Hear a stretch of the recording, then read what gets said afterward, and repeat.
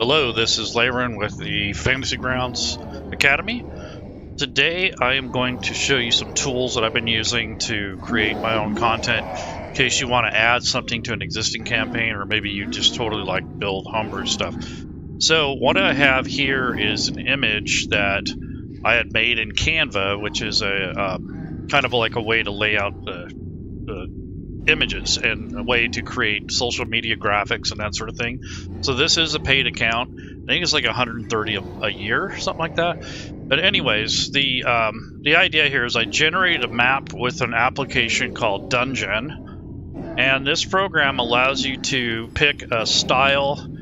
It allows you to pick a kind of a theme, and then you can pick the size. And what I recommend for this program is either use small, tiny, or mini. Anything bigger than that is going to be pretty much too big for Fantasy Grounds as far as dimensions go. And then you can do the Fantasy Grounds line of sight export option. It's not as fancy as some of the other dungeon creators, but at least you don't have to do all the walls. And then you would generate it and download it, and essentially that's what I have here in Canva. Is this is the actual map here that I'm manipulating here. So this is something that you could put in, and I put the Fantasy Grounds logo, I did the text here, I imported a random AI image that I generated, and then also this background is from AI as well. So I kind of embellished it a little bit. I put this magic symbol, a little cobweb down here in the corner, and then I exported this as an image file, in which now if I go to my image editor, I went ahead and lightened it a little bit, and then I did some minor stuff to it, but I didn't stretch it at all because I don't want to lose the actual scale. So when you use programs or if you use pre-purchased maps, you want to know what the scale is. So like this one is scaled at 70. So that's what this little text is down here. So it's 70 per square inch. If you expand that or if you stretch it out, you're going to lose the proportions on the size. So that's generally what happens with the maps that you find randomly on the internet, is they're already stretched or manipulated, or you just don't know the actual output. So the image size on this is 2030 by 980. So the recommended maximum size is 2000 by 2000. So that's pretty good size for Fantasy Grounds, right there. And then there's some other maps here that I'd also generated, but this one is a result of that. And all I did here was I just kind of layered it on top of the rest of this, added some decorations, just kind of made it kind of more interesting. I called it the Cave Trolls Treasure Hoard. And then I went, after I got it optimized and colored the way I wanted to kind of make it a little bit nicer, I did an export, and what you'll find here is uncompressed. This file is 15 megabytes. That doesn't sound like a lot, but it is when you're transferring data between Fantasy Grounds and your players. Locally, it's not a big deal, but when you try to send that information back and forth between 5 players, that actually multiplies. So if you multiply this number times 5 plus some other variables, you're going to get quite a bit of a bandwidth. And then if you have more than one image, it just keeps adding up. So I went ahead and decided to use the PNG optimizer, which compresses it. So now let's cut it in half as far as size goes. And that's what you want. You don't want a huge file. I try to keep mine under 5. This is actually 7 1/4, which isn't too bad, but it's still kind of up there. I usually want to keep it around 5 megabytes or less, but the size of this the size of this dungeon is a little bit larger, plus all this extra data for the artwork. So if I took all the artwork out and just made this the map, it would be a lot less. So I'll go ahead and hit OK, and what that's going to do is save the file. And then it's called the Cave Trolls Treasure Hoard, which I'll just say yes or save. It just wrote over the original. So this is not too bad when you zoom in. It's not too fuzzy. This one is at 70 pixels per square inch. So I'll know that when I put it in Fantasy Grounds. So let's see what it looks like there. So once I'm done manipulating the images and making the edits that I want to make, now I'm going to go into Fantasy Grounds and actually import that file. So right now, the only thing I have loaded in Fantasy Grounds is this Ultimate Bestiary Revenge of the Horde, because I want to use the cave troll that comes in that supplement. I didn't want to have to redesign it, so I'm just going to use that one. And then I have the SRD and just the basic rules here, the stuff that comes free with Fantasy Grounds, just so I have a base in case I want to test stuff. And then I'm going to go over to the Assets folder, which is where you're going to look for anything that you've added to Fantasy Grounds. So right now I'm in the Images and the Assets folder. And there is a campaign folder here already because I've already added a map in here for an example. But when you actually do this yourself, you won't see that campaign folder until you actually create something and put it in the campaign folder. So on the very bottom here, I'm going to click on Folder, and that brings up this actual area where that map is stored. And also I have the XML definition file for the actual map itself. So I'll show you what that looks like. So if I go into the Images area, I've already imported this, so it's just already there. But this is a similar type map.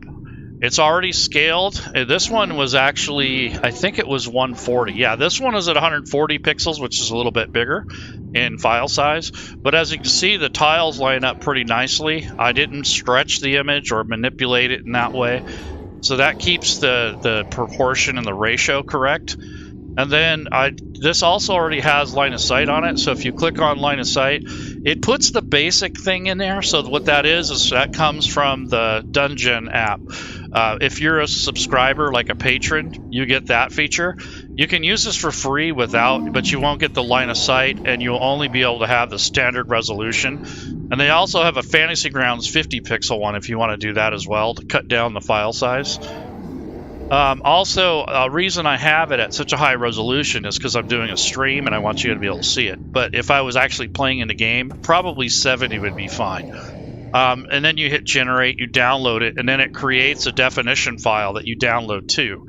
The key is that if you have any sort of program like that, and if it gives you the XML definition file, it needs to be in the same folder as Fantasy Grounds. Or in the same folder so this only shows the actual map image, but if you go into the assets and you open up the folder itself, this is the definition file, this is the map. And what it is they have the same name, except for the ending. One's a JPEG, one's XML. So this stores all the coordinates and the locations, and then the top one's the actual file. So that's why it's important to keep the file together with the definition file and have it in the same folder. And you don't want to change the names because that'll mess with it too. So that is basically how that import works, and that's similar to any of those third-party tools. You create something, it generates a map, you get a definition file, they go in the same folder together, and then when you load it in Fantasy Grounds and you bring it into your campaign, you can unlock the image or open it up in Fantasy Grounds, and then if the definition file is in there, it will keep those dimensions and such. You still have to go in and do a little editing, but it's not as bad as trying to do everything from scratch. So that's something that's kind of nice that you can do with Fantasy Grounds. And like I said, there's other programs out there. I like the Dungen because it's really, hey, how's it going? Hothead Liberty, hey. So the main thing is that it gives you that opportunity to create a basic map without a whole bunch of craziness. So, and I have enough assets because I actually subscribe to the Fantasy Grounds art subscription, which is like $50 a month or a year, excuse me. So it's a little bit more. Some people think it's too much, but it actually grows every other month or every month. So if you get the art subscription, you get everything. And that just keeps growing, so the value goes up as you subscribe that $50 a year. It's definitely worth it.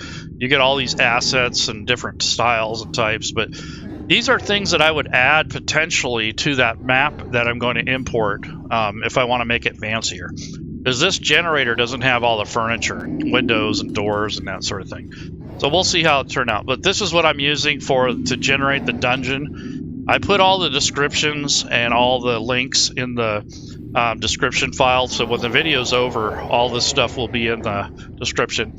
Actually, matter of fact, I have it up here. This is where I created it in Notepad++, so I just copy and paste that when I'm over and done with for the video. So I'm going to go into the actual program here, and I'm going to go into the assets folder, which is where all your maps and images will be when you bring them in yourself. And then I'm going to go to the campaign folder, which I already have a map in there, but I want to add that other map that had all the fancy coloring. Now the map that I'm going to bring in does not have line of sight, so I need to go ahead and select that folder and copy and paste this file, which is just the map itself and the artwork, and then I'm going to hit Control V or paste, and that puts that in here. Now I'm going to close that folder, which is the campaign folder and images, hit refresh, which is down at the bottom. Let me get a pointer here so that you guys can see what I'm pointing at, because I know that's annoying when you can't see what the heck. Alright, come on, pointer. Here we go.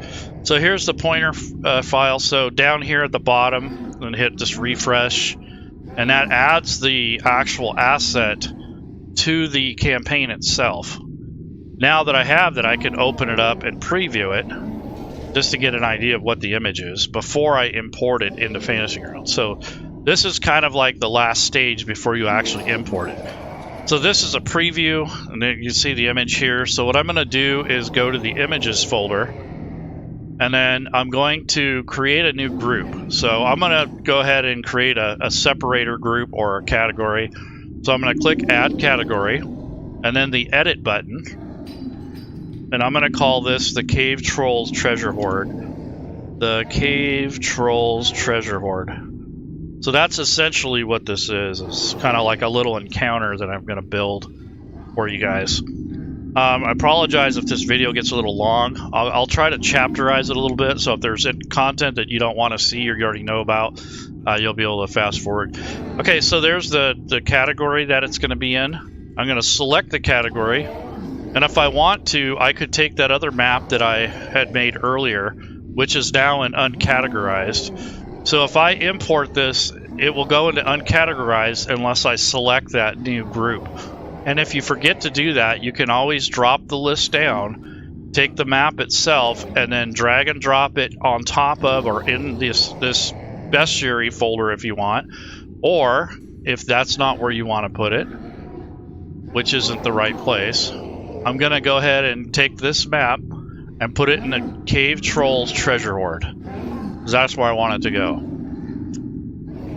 So there's the Cave Trolls Treasure Hoard. It's now in the correct folder. I'm going to go ahead and I can drag the image from assets into here, or I can hit Create Image Record, and then I have the correct group selected. So I'm going to go ahead and click that, and that brings that into Fantasy Grounds. So this is actually now a part of the campaign. So now that it's in here, I know that the scale of this is 70 pixels per inch. So the first thing I want to do with something like this is go ahead and add it into the actual grid. So hopefully it'll line up. I didn't change the dimensions of this map at all. I just laid it on top of a canvas. So hopefully it still lines up. And then over here on the right, I'm just going to put Dwarven Ruins or something like that, because that's where this takes place in. And then I'm going to hit this item not identified, because when I share this map, I don't want the Cave Trolls Treasure Hoard to show up. Matter of fact, I'm going to put map in front of that with a comma so that it differentiates between the different images and kind of organizes it further. And now when I lock this, if I share this map by right-clicking and clicking on the sharing record, it will show Dwarven Ruins instead of the Cave Trolls Treasure Hoard. So we don't necessarily want to, but even though it says it here on the map, I don't want that to be shared. I want Dwarven Ruins. It's more lore friendly. And then you can see this is a pretty good sized map. It's not huge or anything. And we're going to put the line of sight on here just to kind of get a quick line of sight tutorial and give you an idea of what type of work it will take. So I'm going to go ahead and enable the grid first. So I'm going to change this to 70 by 70 because that's essentially what this is. And it looks pretty close. Like, it's off a little bit because I think it's because of the positioning. So you can see it's not on the actual grid. So what I'm going to do is just take this, and you can see that even the image itself is not fully lined up. You can tell on these corners. So what I'm going to do is just nudge it and bring down those lines, or bring it up actually. And that's that. So that changes that. And then I can bring this over, and maybe I should start with 50, see if that's better. Yeah, I think this one was done at 50. So that's why it's important to know the scale. Because if you don't, you're going to be playing around. See, look, it's not lining up. So that's what happens when you stretch an image. So it must have somehow got stretched without me thinking about it. So that's what you want to avoid when you find maps like this. So let me try 75. So this is what I'm saying, like when you don't know the scale of it, it really can bother you, and it'll be annoying to line up the grid. So the other way you can do this is to right click, go to layers, and then go to turn the grid off, and then you can stretch this to fit. So if you right click, go to layers, go to set grid, and this is kind of the old way. Put the cursor out here and draw this out until you get close to where you want to be. So this is more closer to like 63 now instead of 70 like it was. So that's what happens when you stretch and manipulate the images, or if you find a stray one. And it's off just a little tiny bit here, so I'm going to nudge it over. So okay, so this is essentially what I'm going to be doing here is just kind of lining that up. So that wasn't too bad, but as you can see, it's off a little bit, and it's not really truly square because I went ahead and manipulated it. See, down here it's off. So that's what you're going to get if you mess around with the maps before you even put them in Fantasy Grounds. It distorts the actual scale. So that's the kind of thing that you're going to be dealing with. So now it's really buggered up. So I'm not really going to have a good way to fix that without going back and getting the original image and trying to fix it.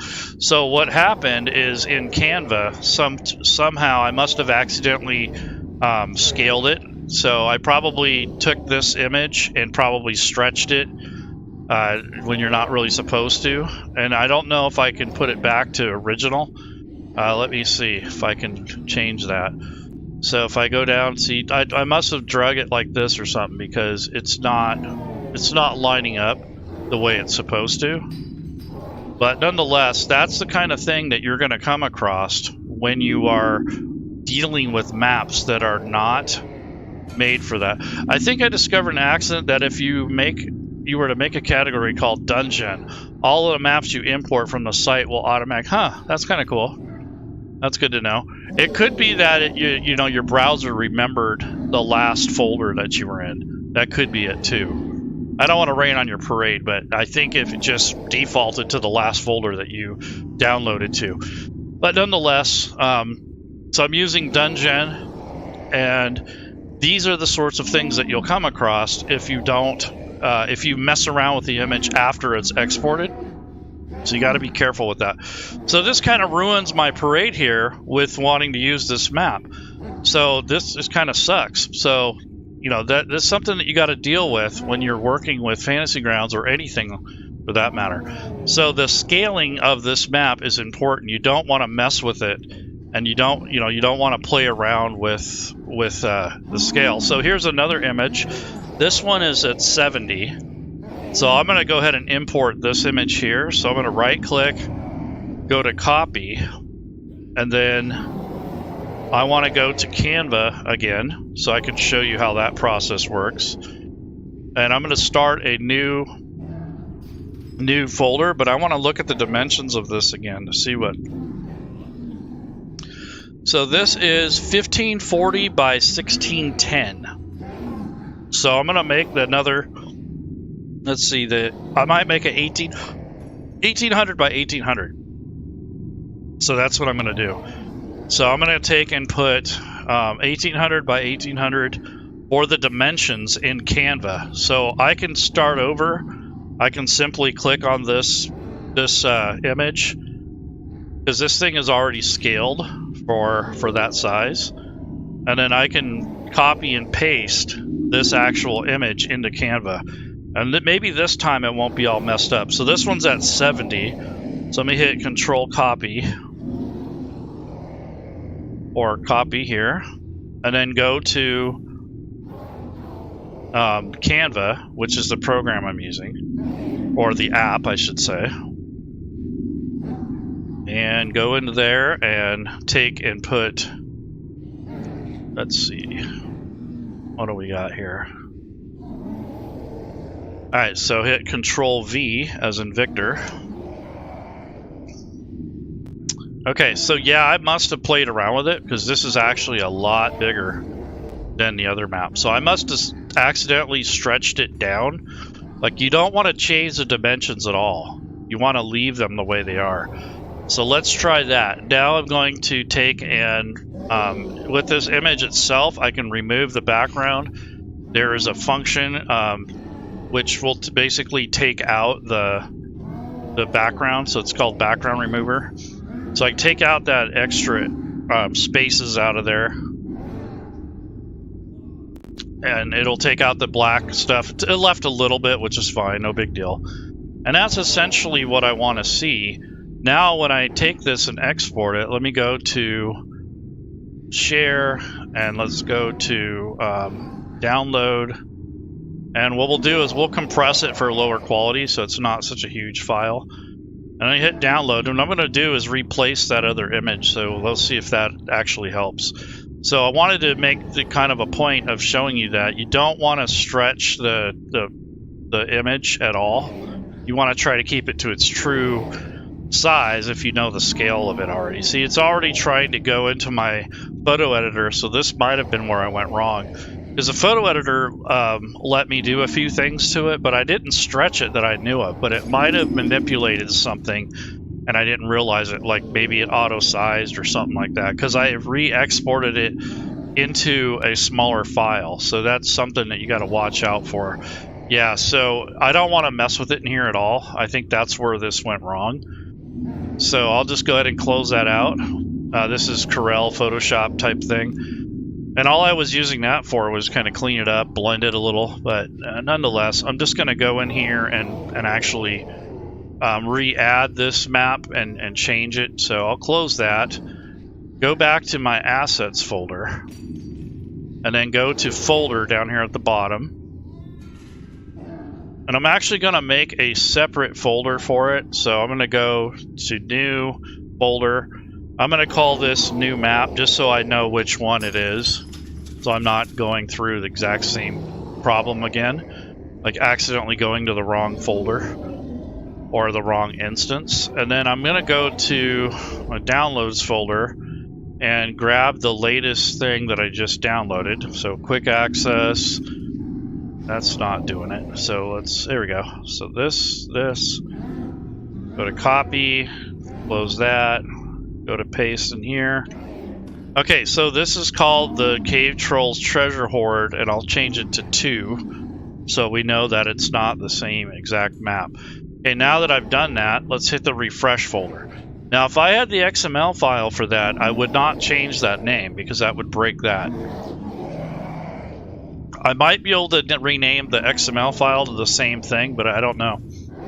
So now when I'm here in this campaign folder, if I open that up, here's the new folder that I made with the duplicate map. Well, let's see if this actually fixes the problem or if it's something else. So here's this create image view. It's almost the same thing. And then what I'm going to do is take and put the actual image in the campaign folder for the images. So in the campaign section under images, I already have this cave troll thing. I'm going to unshare that other map, and I'm just going to go ahead and put create image record, and that brings that in. And here's the new map itself. So I'm going to close the images record data window, and I'm going to just kind of move this into position. I want to see if that actually fixes it. So this is 70 pixels. So if it doesn't work, then there's something going on with putting it into Canva. So I want to go ahead and go to the grid. I want to change this to 70. I believe that's the scale. Yeah, see, something's goofy with, yeah, it's not it's not lining up at all. Let me go into the image itself. So something's happening between when I put it into the other scale, and then I try to put this in the same. I think it's scaling it up to that same resolution. So let's see what happens if I move this stuff around. See, is this the right map? Yeah, it's number 2. So it's something that's going on with it, but essentially it's not lining up at all. It's kind of goofed up. So I might be able to stretch it to the right dimension, but again, you're kind of taking another risk. So if you take this and stretch this out, I mean, is it really? Yeah, I don't know. It looks like it's going to be more rectangular than square. So let's see what happens on the grid. So this is something you're going to fight if you are not getting a map that's fully to the right scale. And that's what you want to avoid. So it's kind of good that you see this. You know what not to do, essentially, is not to screw around with the scale and try to be too fancy with it. So I'll go ahead and see if that worked to stretch the image, because that's kind of the last resort. I don't like doing that because it distorts the image, but it was already distorted anyway. So now I'm going to go back to the grid tool and try to... So I'm going to recolor this a little bit so it's easier to see. And now I'm going to move this down, see if that actually fixed anything or not. Yeah, it doesn't look like it. Yep, it's still kind of broken. So that sucks. So yeah, so you really have to be careful with when you're working with images outside of Fantasy Grounds or you generate it somewhere else. And then if you go into a photo editing app like I did and you try to, you know, make it too fancy or make it fit to this grid, it's not going to work. It's just not. It's all out of proportion. So it's really messed up. So 65, yeah, it's not even worth it. So if I go into right click and go to layers and turn off the grid, and even if I try to draw it in, these are actually probably rectangular and not actually squares. So that's kind of what happens when you're working with maps. They're very easy to get them out of sync. So I'll try to right click and add a grid manually. So set grid, and I'm just going to left click and drag until that grid gets close to that size. What do we got there? So yeah, that's pretty close. It's a slight right there, I think is good. So let's see, it worked on this one, but when you actually look at later in this session, see, it's all stretched out. There's no coming back from that. So that's what you got to be careful with when it comes to Fantasy Grounds and any program that has scaling. It's just something that you're going to deal with when you're using maps in Fantasy Grounds or in any other art program, is if you got to know the scale or you're going to be fighting with it like this. Now you can unlock the scale here. So I can take and unlock the aspect ratio, and I can try to stretch this out. Like this is the horizontal, so maybe that's 70. I don't know. Yeah, that's really messed up. But see, now I'm just guessing. I have no idea what it's supposed to be now, because it's all kind of janky right now. It's not really, yeah, see, it's really messed up. There's 66. So see, it's good here, but then over here it's not. It is not even close. Yeah, that's pretty broken. So the next best thing would be to just get the image file or redo the map. So this is the actual image that I got. So I'll just go to the actual file folder. So here's the file info, and then it tells me where the file name of it is. So what I want to do is find that in the actual folder. And let's try to bring the map in without adding it to anything that could potentially stretch it to a point where it's not going to work. So here's this map file. I want to find the original. So I think this is the original right here. Yep. And this is without any scaling or changing anything, so we'll see how it goes. So I'm going to go back to Fantasy Grounds, go back to my Assets menu, and I'm going to turn down that crazy orc or troll or whatever it is. There we go. Sorry about that. Okay, so that takes care of that part. Now in Fantasy Grounds, again, I'm going to go to the folders, and this is where all the folders are. But I'm going to go ahead and hit Control V. That's Control Paste, and that's the actual file without any manipulation at all. And then I'm going to go ahead and refresh the folder assets, and it refreshed it. And now I'm going to go to the campaign folder, and I'm going to open up this particular map again. Now this time it's nothing added, nothing fancy. It's the original dimensions. I don't think I should have a problem. So I'm going to go ahead and create the image record like I did with the other one. And I'm going to set the grid and see if it lines up. So this is something that I wanted to show so you guys can see that it's not cut and dry. It's just like slap it on an actual grid. So this even looks off. So what is going on here? So I didn't even do anything to that image at all. But it does look like it's scaled a little bit better. Let me move the image. I'm not going to stretch it. I'm just going to move it. Yeah, see, that's much better. You can actually tell that it's going to work because it lines up in these corners. And when you see that and it's lining up all over the map, that's a good thing. So that's all it was basically the map itself was stretching with the programs that I'm editing in automatically. So it was upscaling them or doing something to it. So I don't like that too much. But anyway, so I'm going to go ahead and recolor the grid because I don't like that gray washed out look. Oops, wrong thing. I want to go to the play and maybe go to line of sight mode. Click on the layer here, go to layers, click on this layer, and then I'm going to go back to the grid, do the color picker, and I pick this yellowish color and fade it down. So you can still see it, but it's not too crazy.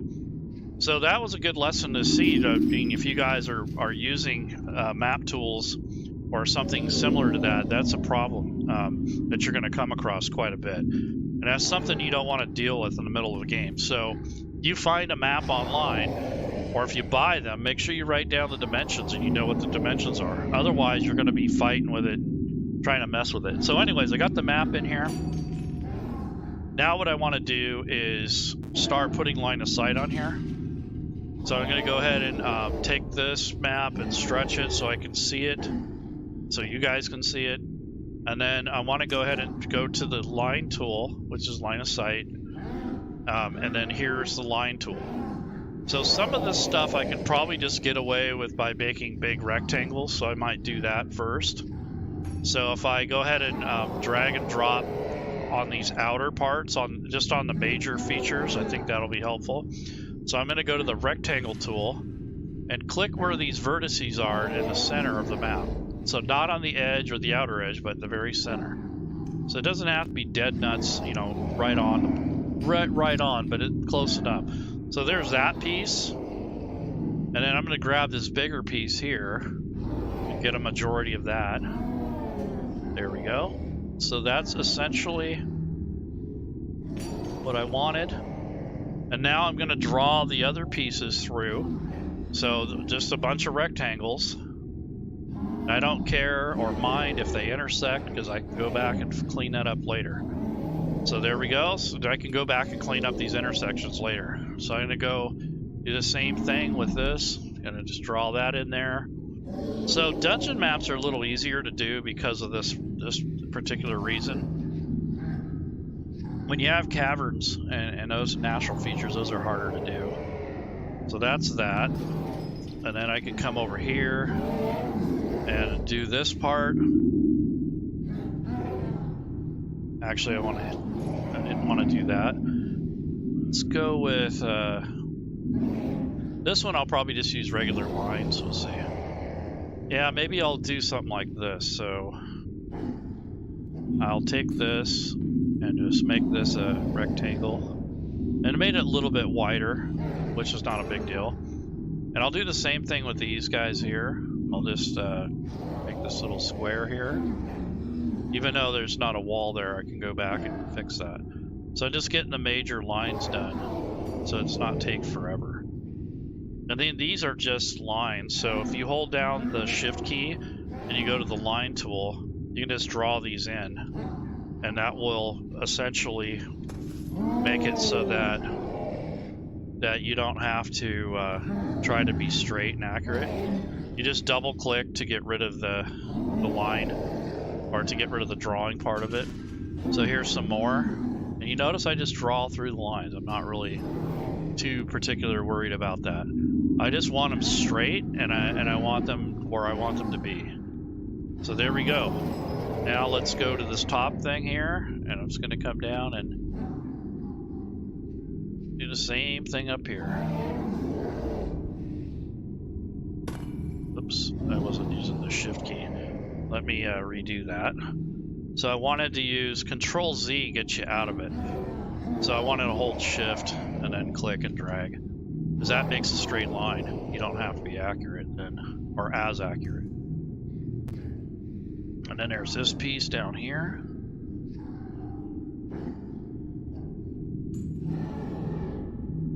And then I'm gonna go ahead and do the same thing, but you can actually, when you click here, you can actually shift past that, which is really cool. So I'm gonna click on the square and then hold down shift, and then you can use, there's a 45-degree thing, but that's not a 45 degrees, it's probably more of a 30-degree angle.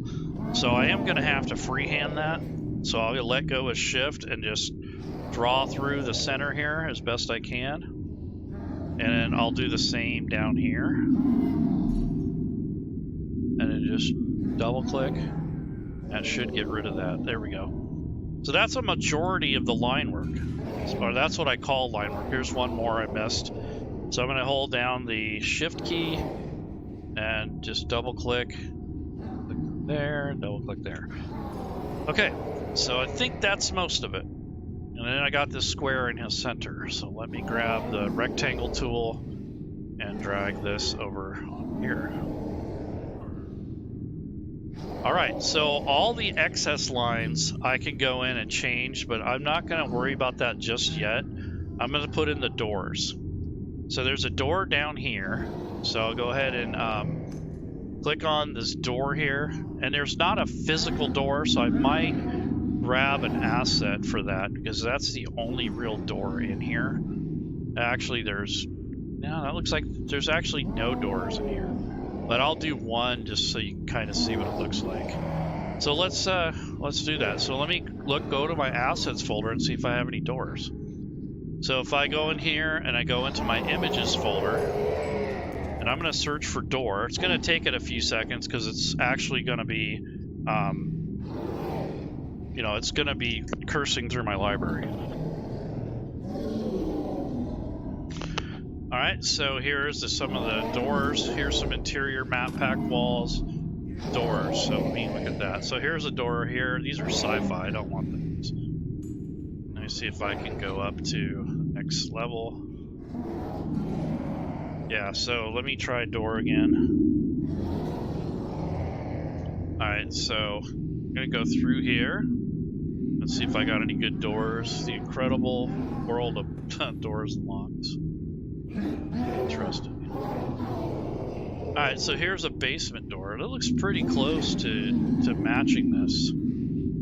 Let's find something else, though.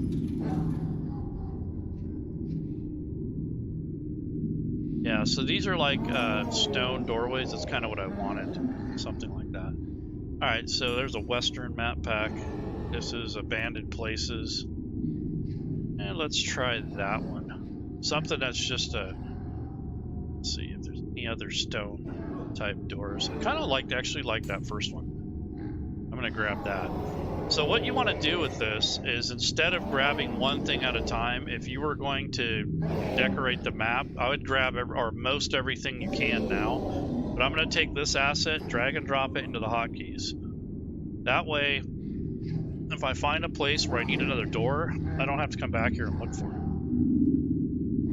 And you can also load this up with a bunch of other stuff.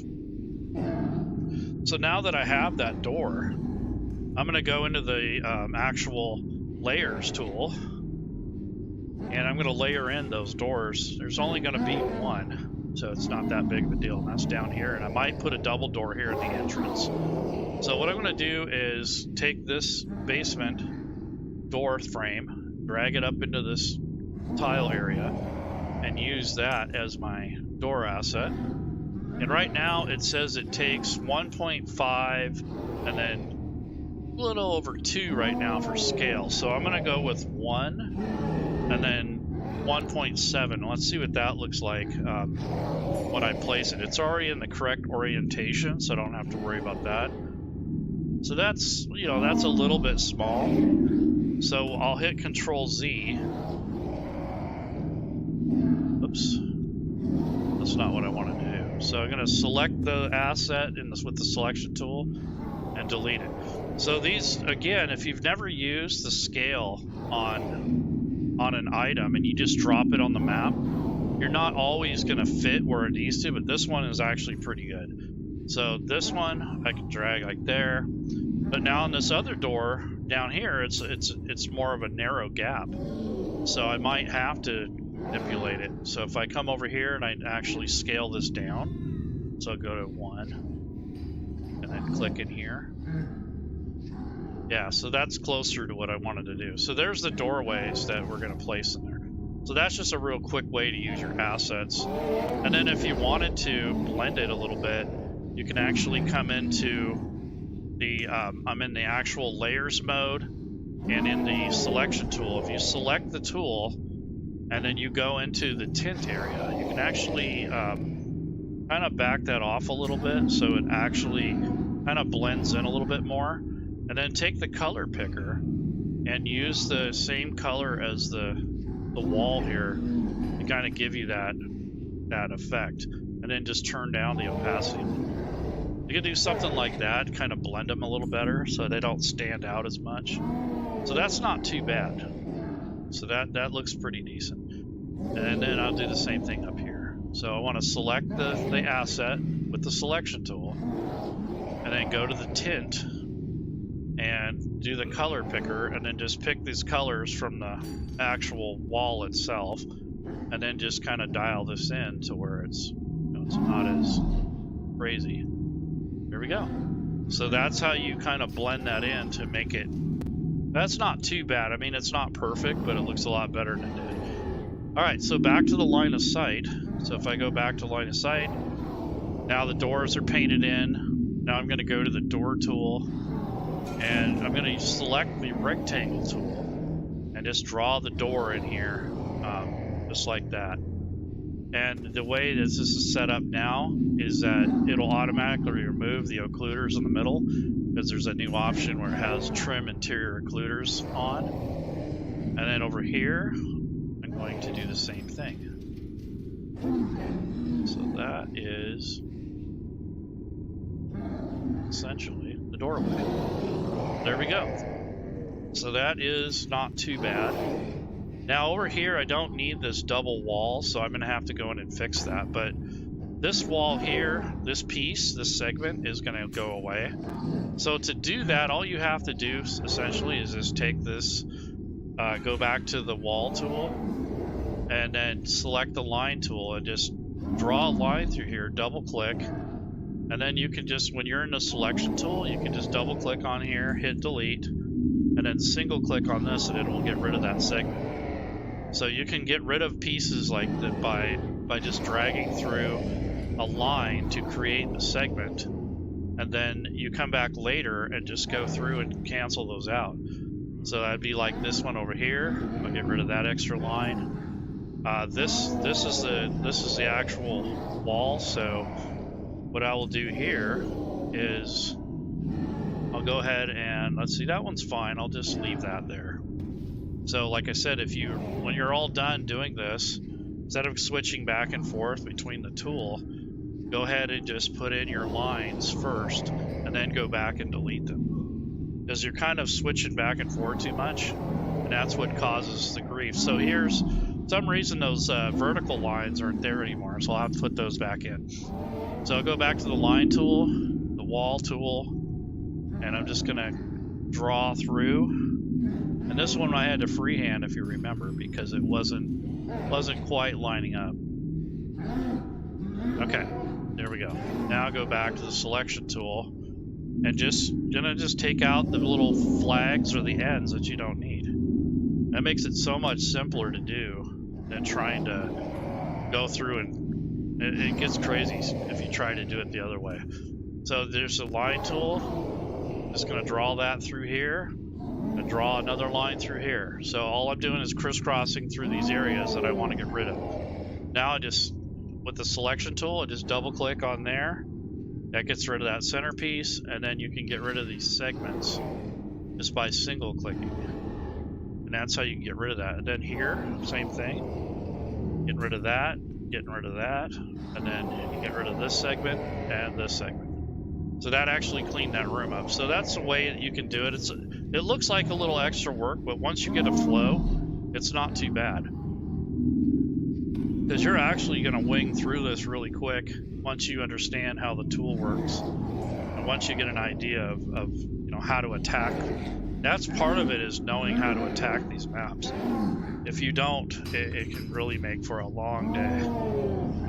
So anyways, that's kind of the things that you're going to go through when you are working with maps. You're going to find that you need to spend some time practicing with the tools, and then also kind of getting used to how it works. So I'm just going to go ahead and go through all of these while I'm in this tool, because I don't want to have to keep switching back and forth. That's what takes all the time. So I'm going to go ahead and put these vertices in here. See, I forgot one here.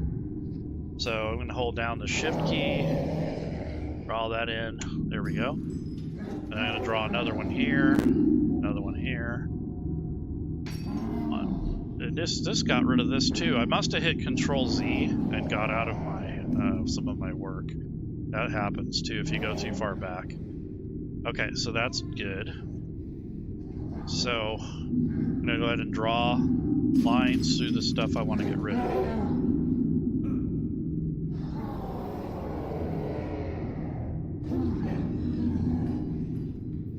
Okay, go right down the center of this. That should be a majority of them. Let's see if I have any more down here. Nope, doesn't look like it. Okay, so now what I'm going to do is go back to the selection tool and just select. I'm going to double click to get all of these points as much as I can, and then single click to get rid of the little tails and the excess that you don't want. So double click to select most of these points, and then you're going to single click to get the segments. And that's where it's important to know. Then you just get rid of these little tails. So that's the easiest way to work with walls. So just draw through. Don't worry too much about being perfect, because it's not worth the effort, to be honest.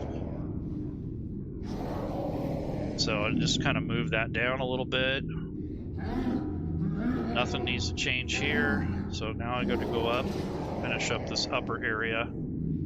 So double click, delete, single click, gets rid of that. Here's another get rid of thing. Uh-oh, what do we do here? So I need to draw a couple lines. So it must have taken the segment out without me knowing it. See, this is where they don't connect, and that's what you want to avoid. So you want to try to draw through the lines instead of just barely making it or not enough, because you're gonna have to go and fix it anyways. So let me go into the selection tool, continue dragging this. Now there's a vertex, and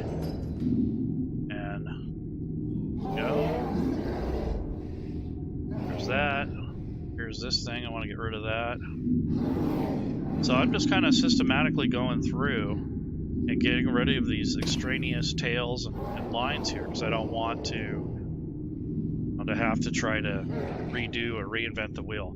That other map that I made is not going to be a complete loss. That can actually be the DM's map. So I will just use that other map to put all of my encounter information, all the GM related stuff. That way I'm not, you know, totally wasting all my work. Because that one doesn't need line of sight. It just needs some notes, some of the pins and stuff. So that's a good thing. So that'll be my GM map, that really nice colorful one. And then this black and white, you know, basic one here. This will be my player map. So it won't be a complete waste of time. Oops. Just want to single click, get rid of those.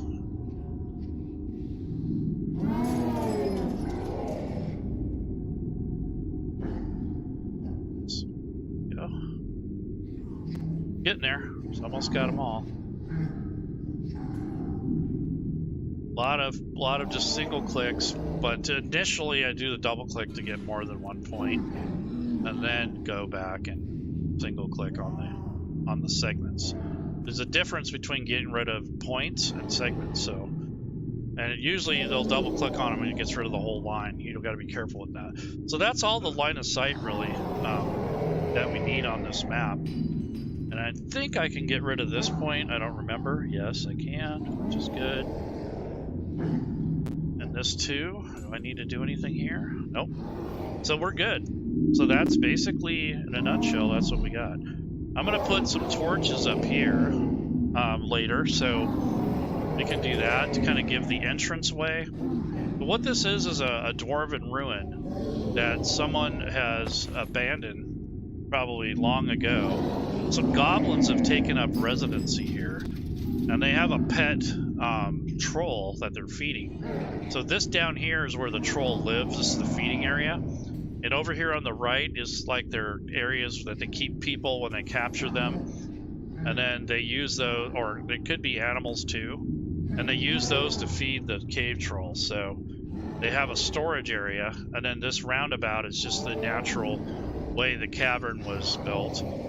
Up here on top, this little side alcove, this could be like the guard station or where the goblins hang out. The ones that are watching this place. So it's probably 2 or 3 goblins in there, probably 3. And then this gate area is going to have a torch in here. So let me add that. So I could put a torch symbol here, like a sconce, or I can just put the lighting in there. I think for now, I could take a torch and actually put it there, but I don't want to decorate everything. So I'm going to go ahead and put a few torches in here. So I think if you go into the lighting tool, what we're going to do is go to the add lights, and then I want to make sure that I have I'm going to go ahead and make sure I'm on a separate layer, and I want to lock these layers for the doors and such, because I don't want those to move accidentally, because if you accidentally select it, it'll move. So I don't have anything selected now, no layers, and I'm going to start a new layer with the lighting. So I'm going to go with torch, and then I'm going to click in these intervals here along the wall here, and then 1 here, and that's the majority of the light. The rest of the dungeon is going to be pretty dark. So that is essentially all the lighting in here. So instead of just leaving it as lights, I'm going to double click and I'm going to call these torches, and that will be what they call those. And now I'm going to turn on the lighting and just kind of check it out, see what it looks like. But yeah, that's what the players will see essentially. It's just this area is lit up. There's no other lighting because there's nobody on the map that has dark vision. And this is the DM view, so you kind of get this grayed out look. You can still see everything. Alright, so that's coming along, okay. So we got like a little staging area where the players come in. They just had this little roundabout. There's the jail. Down here is where the ogre lives, so I might end up putting... Actually, I don't want any sort of doors on there. I want to keep it open. The cave troll is chained to the wall. Like, he probably can't go any further than this line here. They probably feed him and they throw all their food right here and he grabs it. So let's grab the cave troll and make an encounter. So first things first is the cave troll doesn't really have treasure per se, although they did leave behind some trinkets and stuff that, you know, when the goblins didn't search them enough, and so the treasure, that whatever small amount of coins, trinkets, coins, those small things, that's essentially the hoard. It's not a whole lot of treasure. It may not even be worth risking your life over. So to do all this stuff first, I'm going to take off the line of sight so I don't get confused. I can see everything. I'm going to end up putting that encounter in this area. So what I want to do is I'll lock the map, and I'm going to bookmark this so I don't lose it. And now I'm going to go ahead and close it. I'm going to open up the NPCs, and then also the encounters. So what I want to do here is first make my own group. So this is going to be the Cave Trolls Treasure Hoard.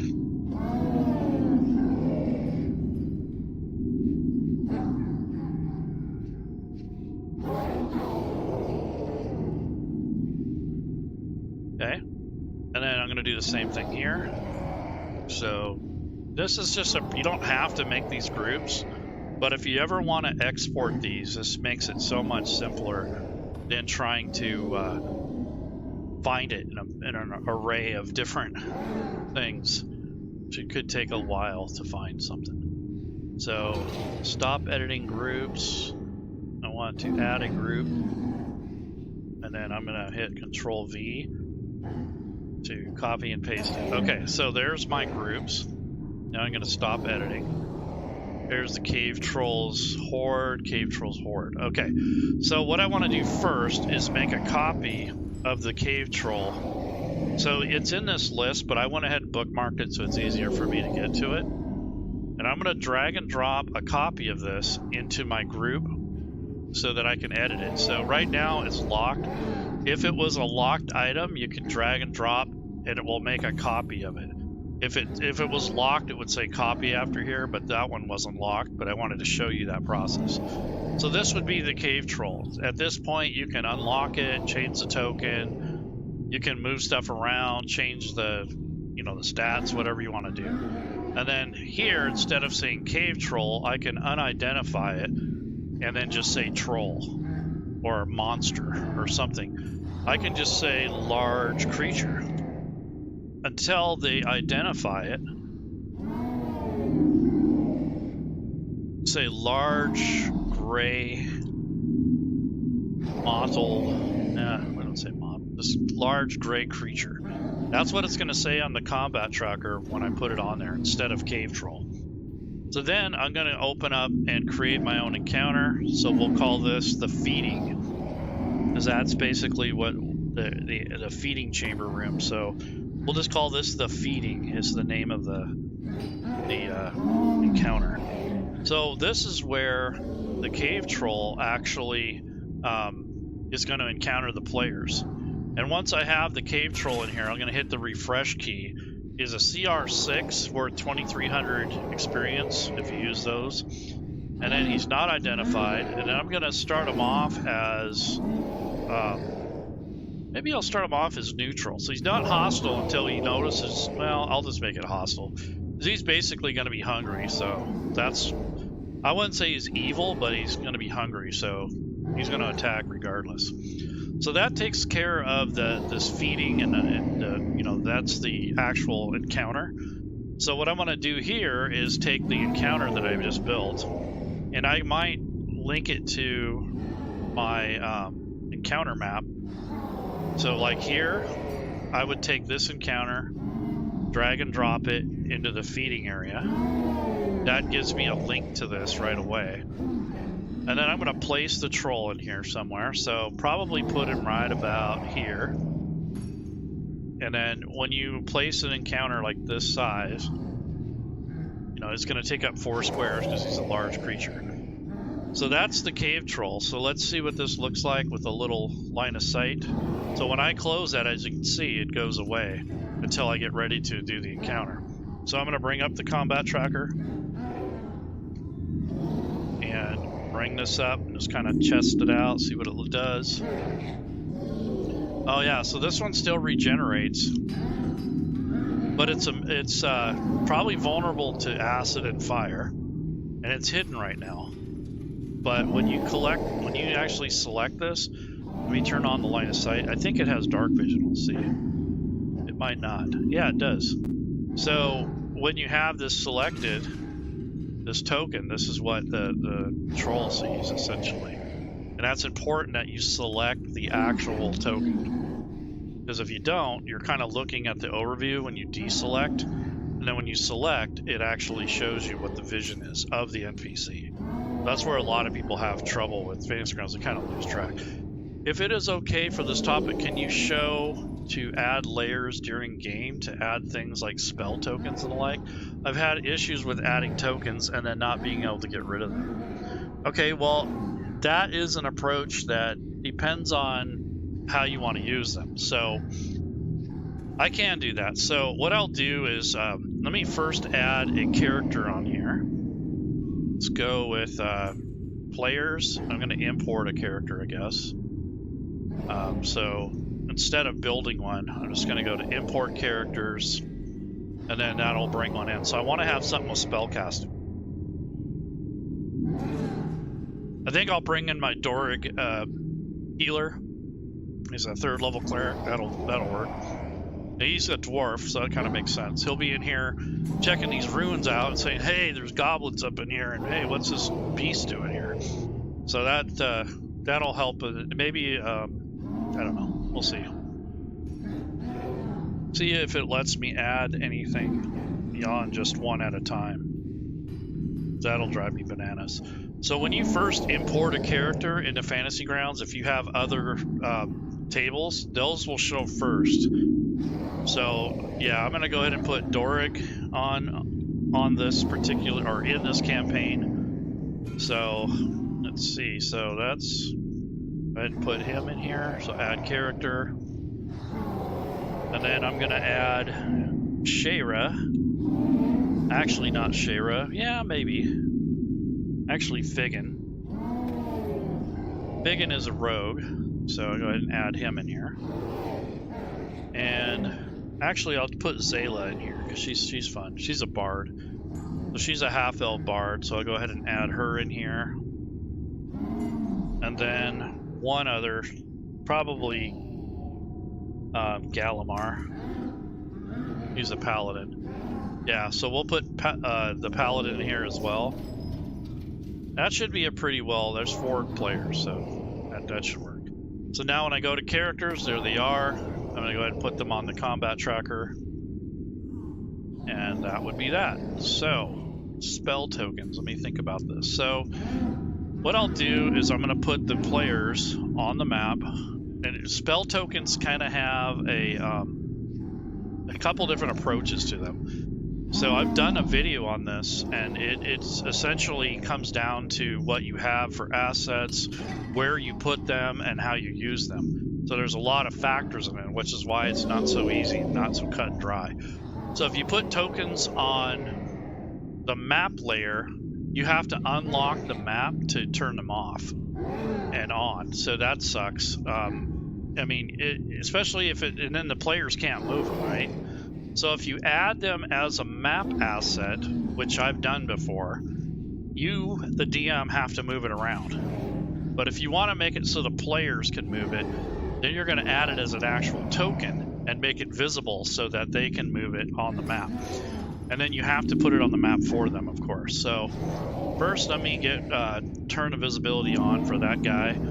Oh, and by the way, to go into the party sheet, and I'm going to add the players. This will be like a campaign. So I'm just going to add these players to this party sheet. And then go to the order tab. And this is where you would set the marching order. So I'm going to put the paladin up front. I'm going to put Doric right behind him. I'm going to put Zayla in the middle there. Or towards the middle. And then I'm going to put Figgin in the back. So then I'm going to turn this to the right, because that's the marching order. So the very center where Zayla is where they're going to be on the map.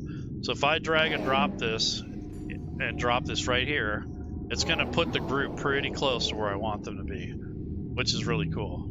So you weren't able to do that before. It's pretty new. So I just get these guys on here, kind of stagger them out. I want to fix Doric's token because it's kind of hard to see him. So if I go to the character sheet, I'm I can drag and drop the portrait and replace that token with the portrait, and then I'm going to remove his entry, and then I'm going to put him back. I'm going to delete him off the combat tracker and then re-add him. So this way it actually, you know, we can actually see it. And now I'm going to go ahead and add the party. So Gallimar was up front. Dorig was behind him. Then we had Zayla. And then we had the Rogue. So essentially that's how that goes. Okay, so now what we're going to do is turn on this line of sight. And Dorig actually has dark vision, so he can see through here. And it looks like our grumpy old... where did he go? Thought he was in there. Guess not. Huh. Weird. Okay.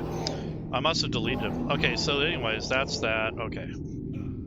Alright, so what I'm going to do now is do the spell token. So in this, if you don't have an extensions and you don't have like a... If you use the DM map tools, they actually will have, which is Diablo Bob's thing, they'll have spell tokens for your spells, and if you do all the automation, it'll add all that stuff in, but you still have to learn how to use the tool. So the other way that I found to do this is to, first of all, let's go through his spells. And let's go to the Actions tab.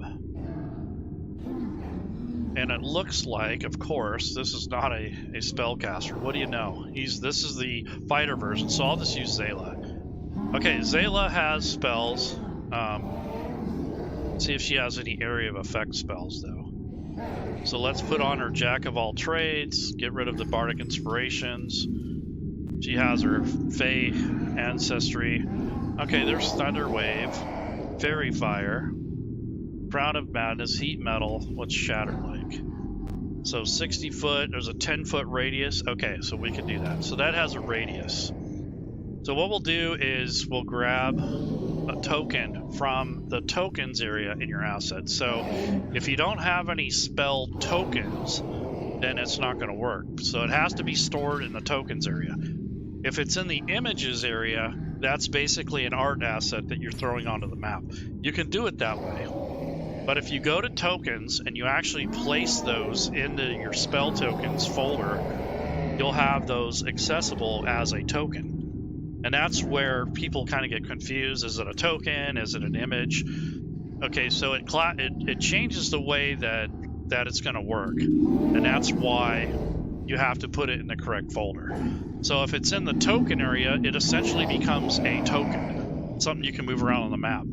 If it's an asset image, it's just a flat image that you can still move around and use, but your players have less accessibility. They can't do anything to it. So I'm going to click the spell tokens over here on the right, which is the folder that I have all the spell tokens that I've invested in, or these might be the ones that come from Smiteworks. I don't know what you have, but I'm going to do Shatter. I'm going to see if there's a token for it first.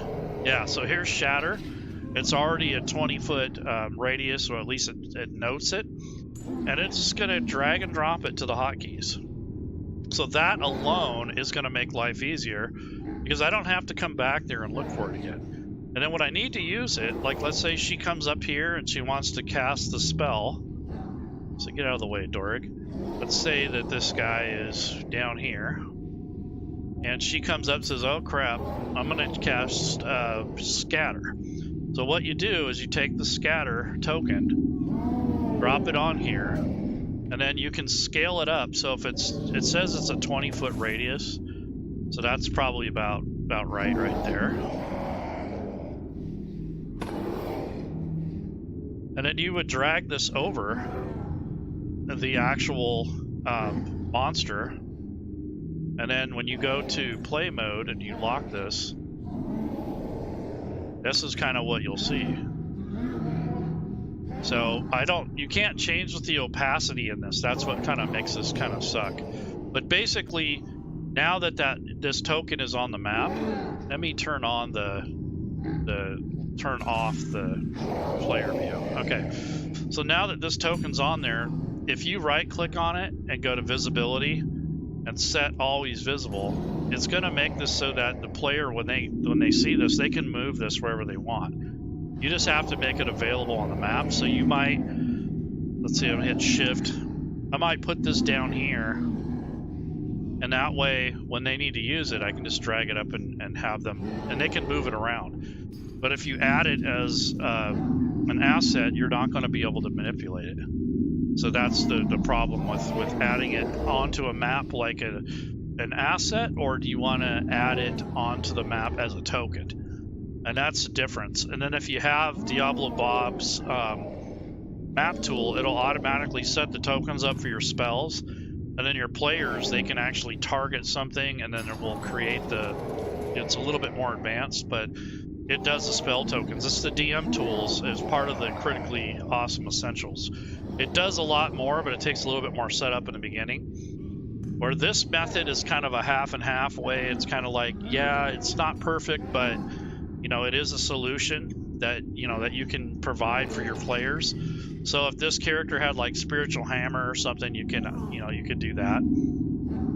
What's kind of cool is, like, if I cast Fairy Fire, I could drag and drop this on the target, the saving throw, and he failed. So I can take this effect from Fairy Fire and click on this, because this is self. This is just the concentration effect.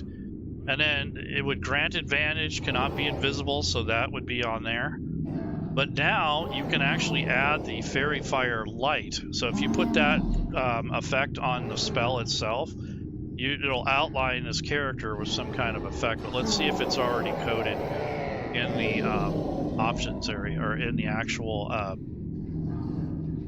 spell effects. Yeah, so if you had it coded here, you can actually drop that onto the NPC and kind of light him up. So maybe I'll just use a candle, for example. So that could be, something that now it lights them up. So if you had Fairy Fire, you can change it to purple or blue or whatever it says. So that's just some cool stuff that you can do. But this shatter thing, it's not the best solution. And if you want to move it through walls, you hold down shift. That kind of gives you an idea of where it, if you centered, let's say you centered it there, it would still grab that guy. So I don't know if that answers your question or not, but see what happens is you get token stacking, and I don't think you can resolve that very easily.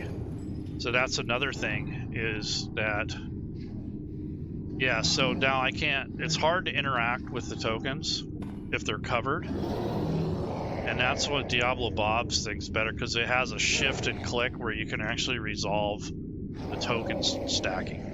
That's another thing you'll run into, is if you stack tokens like this, it's harder to interact with them. See, I can do that, but if I cover the troll, I have to move that. I can't get to his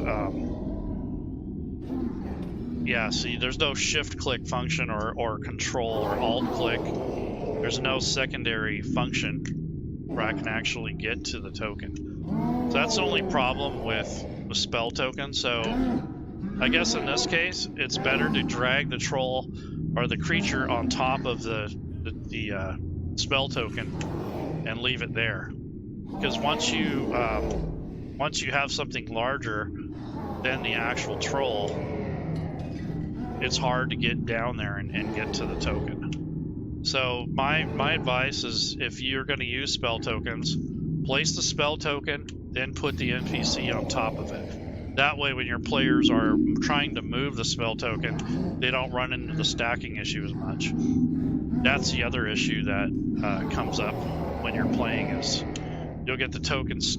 Yeah, you'll get the tokens stacking is a very, very common problem. I think it's a request to have that, actually to be able to resolve that. So if you use DM tools, Diablo Bob's critically awesome essentials, it has that functionality in there. So it allows token stacking to be resolved. I think you hit shift and click, and it will actually bring that one up to the surface. Because you technically only have one layer in Fantasy Grounds to deal with. The very top layer is the play layer. So when you're in this layer here, this is the very top layer. When you're in the map tools, like if you go to line of sight, or if you were going to add like a spell token, you have more control over the sizing of it, and if you want it to be more transparent, but your players cannot interact with the token. So they essentially becomes kind of pointless. You're just adding more work to your game. So you want to try to figure out a good balance between that, but then you're going to run into the token stacking. So that's the best you can do. Hopefully that helps a little. So that's something that has come up before, and I've seen people complain about it, and it's really not much you can do unless you get that extension or something like it. And I don't think that people really care unless they're going to use spell tokens, and then once they see the spell tokens, they're like, oh cool, but then once they realize how the hassle it is, then they don't use them. So I think it's a kind of a crappy thing, but I did a video about just token stacking and actual tokens and the problems that exist and some of the solutions out there. I did that about a month ago, and it was pretty good. I mean, a lot of people responded to it, so it is obviously a problem somewhere. So I would say more of a challenge, not a problem, because inherently Fantasy Grounds wasn't designed to resolve it. So that's something that you're going to have to deal with. And it kind of sucks when you're doing it during gameplay.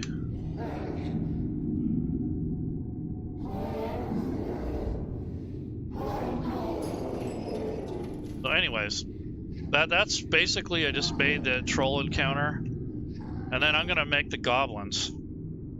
So I'm not going to do too much with them, but I'm going to go into NPCs, actually encounters, because the horde, the one module I have loaded, actually comes with let's go with goblins.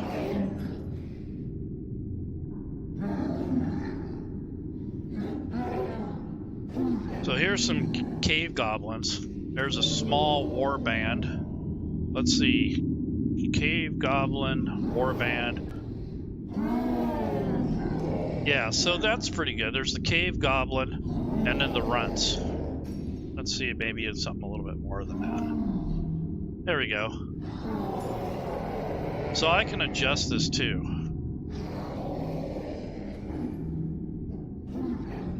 Let me look. Feral cave goblins. There we go. Just 4 of them. Alright, so what I can do is I could make a copy of that and just, and then adjust it as I needed. So if you want to, you can turn this down to 3, because it's not that powerful. And then link this to the map. And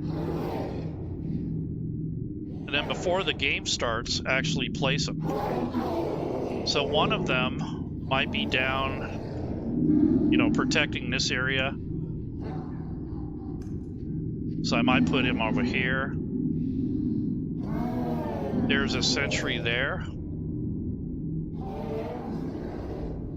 There's probably another goblin over there. And another one there. So they're already placed, ready to go. Another thing you could do is make your own random one. So what I mean by that is go to encounters, go to random. And the only reason I'm making it random is so that I could potentially scale it for my group size.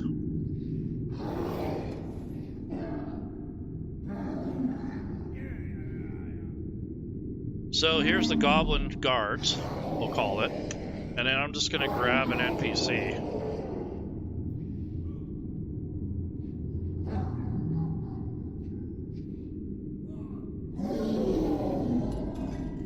Alright, so here's a regular cave goblin. So I'll just drag one example, and then maybe a cave goblin brute, kind of like their boss. So there's one tough guy, and then here's the cave goblins. So what I want to do is the number of PCs, so $, and -1. So no matter what, we're always going to have one less goblin than there are PCs on the combat track, or on the, what do you call it, the party sheet. So this looks at the party sheet. And you can link this encounter to the map, just like we did with the planned encounter. So what's going to happen is I put 1 here for the brute, so you'll always get 1 no matter what. Maybe I want 1 more goblin than there are PCs. So I'll put 1 plus $PC. And what this does is it generates based off of how many users are attached to the party sheet. It has nothing to do with the combat tracker, it's the party sheet right here. So there's 4. So when you generate that, it should technically, it should give you 5 goblins plus the boss. So let's generate it. Yep, 5 goblins and the boss. What's handy is that it scales with the number of players. It doesn't care about CR level or party level, it just looks at the number of party members. So if you know that creating this encounter, it makes it a little bit more easy to rerun this encounter without having to go in and make adjustments all the time. Because you're going to generate the encounter per session and then place these guys. So I'm going to put the brute in this area up here. 2 of his lackeys. There'll be 1 or 2 over here in the other chamber. And then there'll be 1 on the opposite side. And then once you're done, you know, you can close it and add it, whatever you want to do. So now that they're on there, it's ready to go.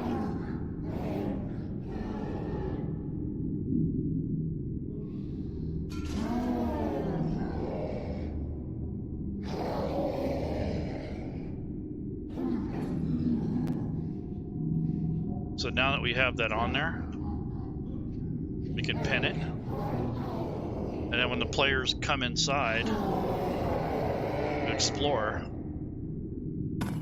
now we gotta pop that up, hit the down arrow.